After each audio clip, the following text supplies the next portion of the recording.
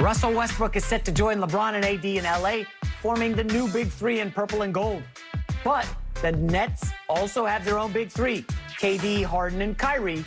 But even though they didn't really get a chance to shine in the playoffs, we know they're a monster three. LeVar, who has the better big three, Lakers or Nets? The bigger three are AD and LeBron put together with Russ because they're just physically bigger. The better bigger three is in Brooklyn.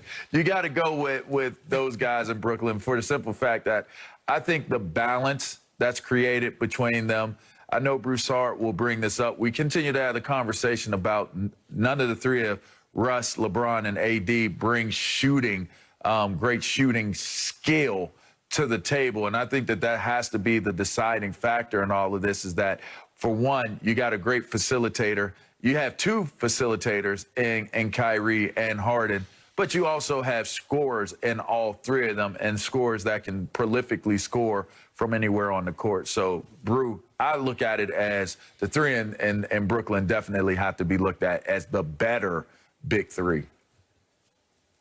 I'm with you. Absolutely. It's Brooklyn because they can shoot. And that just makes it easier for guys to fit together when all three are not good shooters, great shooters. So Kevin Durant, James Harden, Kyrie Irving, they don't have to dominate the ball because they're not slashing all the time. They don't have to dribble it. And I get it that Kyrie and Harden do dribble a lot, but they don't have to because they are great shooters. You saw they played like 7 games together in the regular season, and it worked well. It was like they came together perfectly because they all can shoot. The Lakers' big three is going to have a much harder time getting together. LeBron has always, in his entire career, needed spacing.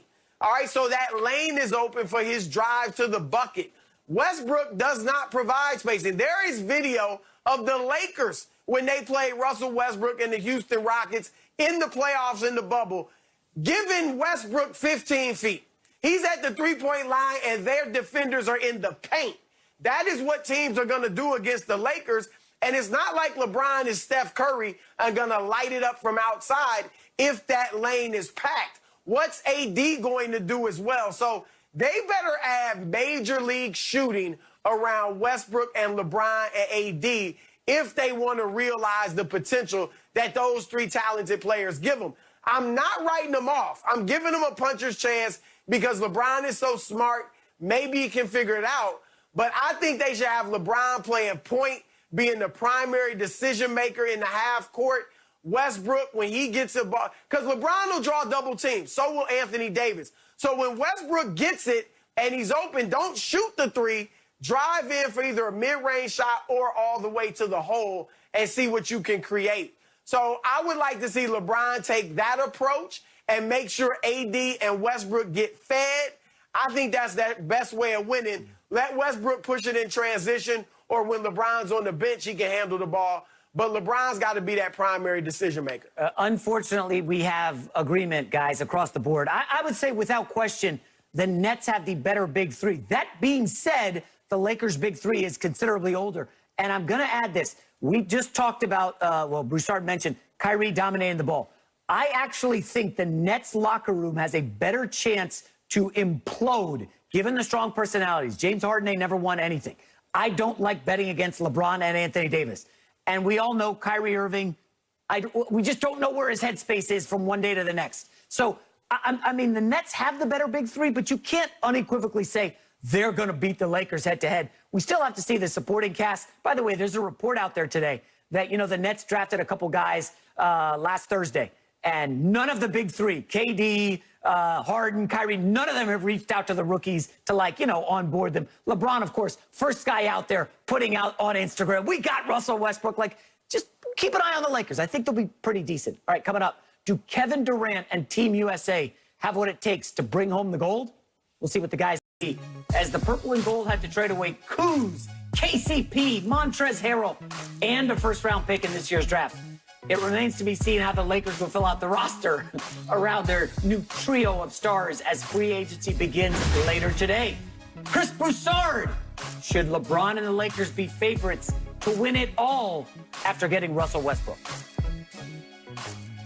No. Heavens no. 1,000 times no. Oh, All wow. right? Now, if you want to say they're the favorites in the West, I'm not going to throw a hissy fit. All right? I'll give them a puncher's chance for several reasons. One, the talent, obviously, at the top is incredible. LeBron, AD, and Westbrook, okay? Two, we know how smart LeBron is, one of the most brilliant players, basketball IQ-wise, that we've ever seen in the league. So maybe he can figure it out. And three, look, the West is devoid of world beaters, okay? The Clippers, I don't expect to see Kawhi Leonard next season at all, even though I think he'll be back with the Clippers. So they're going to be down. Phoenix, Utah, Denver, they're good. None of them is scaring you. Okay, they'll be there, they'll contend, but none of them is unbeatable, obviously. I do expect Dallas to take a jump with Luka, but again, who are they going to put around him and how are they going to fit around him? Portland, okay. Golden State will be improved, put them up there with the Denvers and the Utahs and the Phoenixes, but there's no one out there that is just an absolute juggernaut that's going to scare you. And so I give the Lakers a shot in the West. But despite all the problems, and we'll get to this, I'll go in my second round, a lot of issues with Westbrook and LeBron and AD fitting together. I don't like the fit. I'll just say that. I don't like the fit at all, but I'll give them a puncher's chance. But if they get out of the West, I like Brooklyn. Brooklyn should be the favorite. I will give the Lakers this. If they get to the finals, that means they figured it out, and they will be tough. But Brooklyn should be the favorite. We saw that these guys fit together swimmingly. All right, their only problem last year was health. That's it. Now, maybe that could be a problem. But if we're saying every team in the league, Lakers, Milwaukee, Brooklyn, Golden State, everybody's healthy, I'm going with Brooklyn as the favorites. It's not unusual for it to take a year for a big three to come together and figure things out. So Brooklyn is the favorite. And I give the Lakers a puncher's chance. A puncher's chance. Can we put that on like a card and like hold it up? The Lakers with LeBron, AD, and Russell Westbrook have a puncher's chance, LeVar. I mean, that's comical, Chris. Look at the gambling lines, okay? The Nets are the favorites. We get it. But in the West, it's the Lakers and everybody else. The Lakers are the best team in the West. Chris, the reality is with Russell Westbrook, they're going to wreck the league in the regular season. They're going to be dominant. Don't worry about the age. I know we can argue health. The Lakers will dominate the West. I just want to remind everybody at home who's watching this, the Lakers led the Suns 2-1 before AD went down. If AD doesn't go down, Lakers are getting to the finals. That's just the reality. That is a fact. Lakers would have been in the finals. Now you add Westbrook, who is a consummate regular season player. They are going to be awesome this season. They're probably going to be a 60-win team, 55, 60 wins, assuming there's 82 games again. I agree with you, though, Broussard, on the playoffs. I don't know about the spacing. We will see. We'll do free agency shortly. But just to remind people, the Nets, okay, I think they had the big three for 7 games in the regular season. And if memory serves, they were the number 2 seed. So the Nets are going to be pretty dominant. But again, Kyrie Irving is about as fragile and brittle as Anthony Davis. The numbers bear that out. And then you have the Harden versus Westbrook, slight edge to Harden. I'm not a huge Westbrook guy in the playoffs, and the numbers back me up there, too. But ultimately, yes, Chris, Nets number 1 to win the finals, but the Lakers are a clear 2. There isn't even anyone remotely close to them.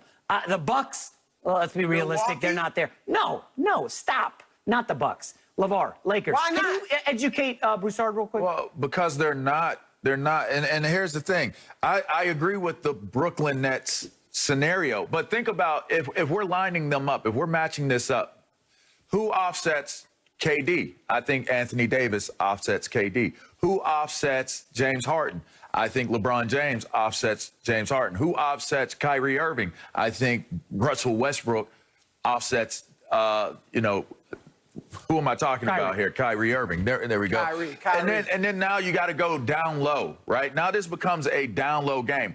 Who has the better opportunity of being better down low between these two teams is where I would look and say that's where the advantage is. I think when they added Andre Drummond, even though he disappeared in the last part of the playoffs just due to the style of play that was taking place, if you get to a series where you're playing against the Brooklyn Nets in a championship round game, Andre Drummond becomes a super, super critical piece to what's going on with the puzzle of being able to win a championship.